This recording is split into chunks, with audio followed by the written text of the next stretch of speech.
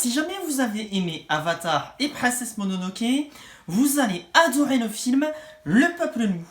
Et non, rien à voir avec cela ou celui-là. Et encore moins cela.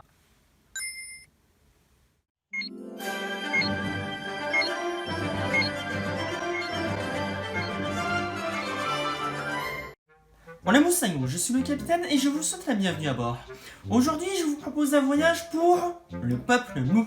À ne pas confondre avec Loup Journal à film, ou Les Enfants Loups. De très bons films, soit dit en passant. Et avant d'aller plus loin, je tiens à vous rassurer, il n'y aura pas de partie spoilers durant l'intégralité de la traversée. Vous pourrez donc rester jusqu'à sa finalité en toute sérénité. On est bon? Ok. Loup, loup, chasse-le de nos terres. Alors, le peuple loup, de quoi ça parle? Eh bien, nous allons suivre Robin, une jeune fille de 11 ans, qui vit en Irlande avec son père à une époque assez reculée de la nôtre, dans une ville autour d'un château fort, à l'oreille d'une forêt. Forêt qui contient de nombreuses bêtes, dont des loups, mais aussi un peuple mystérieux, les Wolf Walkers. Des êtres mi-humains, mi-loups.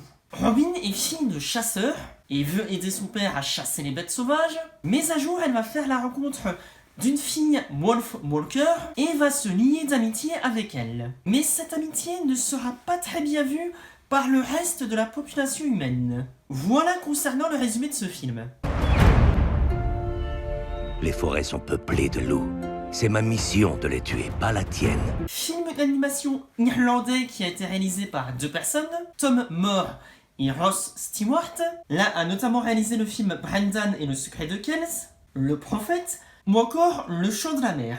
Et l'autre a notamment travaillé sur le film Backwards Boy. Et je ne vais pas y aller par quatre chemins, je ne suis pas un grand fan des films précédents celui-là. Mais je suis conscient que c'est parfaitement subjectif, et je peux parfaitement comprendre qu'on apprécie ces films. C'est juste qu'ils ont une animation qui ne me plaît pas spécialement à la base. Et je ne vous cache pas que lorsque j'ai entendu parler de ce futur projet, la hype n'était pas spécialement là non plus. Mais lorsque j'ai commencé à attendre les bons retours de ce film, j'ai commencé à avoir une certaine curiosité. Et après lui avoir finalement donné sa chance au cinéma, enfin, je dois bien avouer que...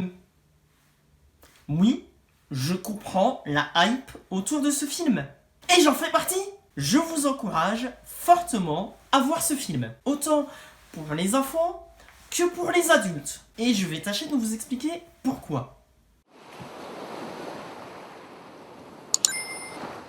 Alors déjà, le gros point fort de ce film, l'histoire et l'émotion qu'elle procure grâce à ses personnages.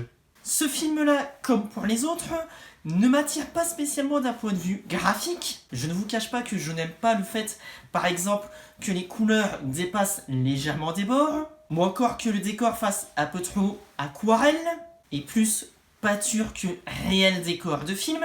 Mais ici, j'accepte sans problème parce que les personnages qu'on me propose à l'écran me font avoir de véritables moments d'émotion, sans aller jusqu'à verser une larme, mais pas loin derrière. Ce qui fait que j'accepte sans problème le style graphique, surtout que par moments, celui-ci surpasse les films précédents. On peut voir ça notamment lors de certaines scènes de mouvement. Par exemple, lors de certaines scènes de course, on a un point de vue subjectif d'un personnage. Ou lors de certaines scènes d'action, l'écran rétrécit. Ou même lors d'autres moments de tension, ce qui accentue encore plus le moment de détresse des personnages. Et ce qui fait qu'on y croit encore davantage. Sans parler du fait que ce film ne repose pas sur un humour référencé et gaguesque, et encore moins musical, j'accepte d'autant plus l'univers que ce film me propose. Même si ce dernier ne l'était pas à la base fait pour moi. Petit point musical d'ailleurs. Ici, la musique est tout simplement magique. Non seulement parce que la musique est entraînante en soi, mais surtout ne surplante pas la scène qu'elle accompagne, mais au contraire, l'accompagne. On ne retient pas forcément la musique en elle-même, mais le fait qu'elle serve le scénario. Et c'est ce que toute musique de film devrait faire. Oui, c'est encore toi que je regarde, La Famille Adams 2. Désolé, j'ai encore du mal à me faire à l'idée que le film soit autant haut au box-office en France quand on voit la qualité d'autres films qui mériteraient clairement plus de reconnaissance. Mais je sais bien qu'il y a d'autres facteurs en jeu, et on va essayer de rester concentré sur ce film un minimum. Oui, mais allons chasser ensemble. Les loups, les ours, même les dragons.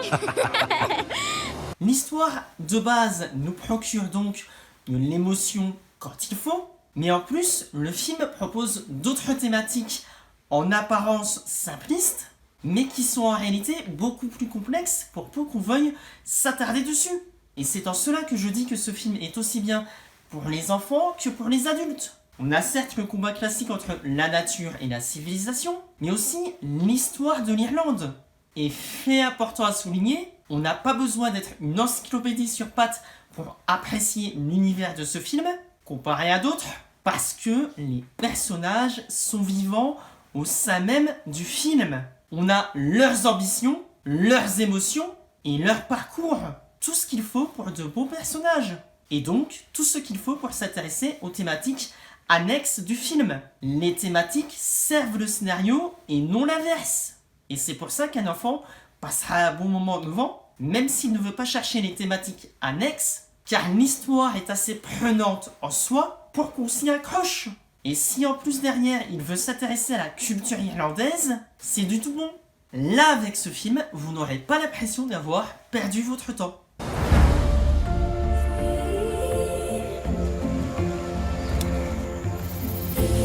C'est un de ces maudits Wolfwalkers. Et donc, si je devais lui donner une note... Voilà. Ça me paraît pas si mal. Un Wolfwalker. Ces êtres qui parlent avec les loups, avec ses pouvoirs magiques. Tu peux sortir maintenant. On t'a repéré à l'odeur et tu empestes. Vous êtes un Wolfwalker? T'es louve dans ton sommeil. Quoi? Et petite fille au réveil. Encore une fois, je tiens à rappeler que ceci n'est que mon avis personnel. Vous avez parfaitement le droit d'avoir un avis différent du mien, mais dans ces cas-là, n'hésitez pas à me l'expliquer dans les commentaires. Robin? Il m'est arrivé quelque chose. Ça, je vois. C'est trop bien. T'es louve maintenant. Bref, c'était le Capitaine Critique qui vous parlait pour sa cabine et qui vous dit à bientôt pour une nouvelle traversée. Sois une louve. La forêt rétrécit chaque jour. Des loups, ce ne sont que des bêtes. Cette nuit, nous mettrons un terme à tout ça. J'ai promis à ta mère de veiller sur toi.